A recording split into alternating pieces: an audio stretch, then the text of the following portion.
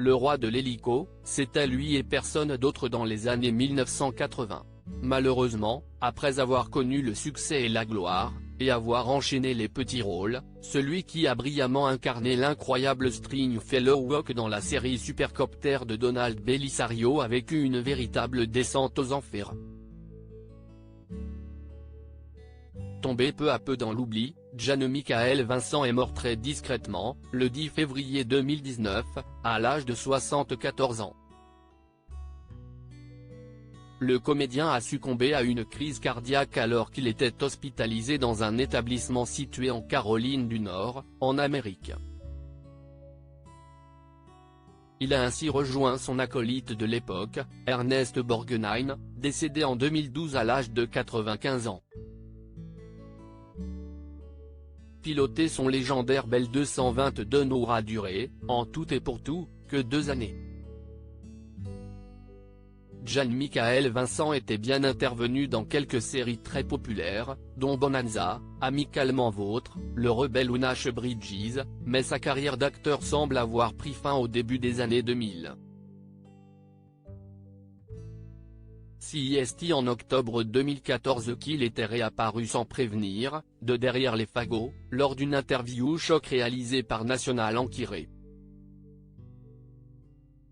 Dans cette vidéo, on apprenait notamment que le comédien avait subi une amputation d'une partie de sa jambe droite en 2012 suite à une septicémie, après avoir souffert de troubles artériels qui avaient bien failli le tuer.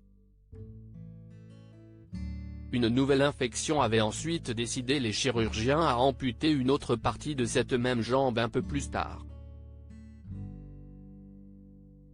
J'avais l'impression d'avoir été frappé avec un fouet équipé d'une prothèse. Jan-Michael Vincent se déplaçait alors à l'aide d'un déambulateur et d'un fauteuil roulant. J'avais l'impression d'avoir été frappé avec un fouet, expliquait-il. Quand je regarde ma prothèse, là, je me dis que je n'ai aucune raison de m'apitoyer, quand je vois ce que nos soldats américains affrontent. Eux, ce sont de vrais héros. Les épreuves furent nombreuses sur son chemin.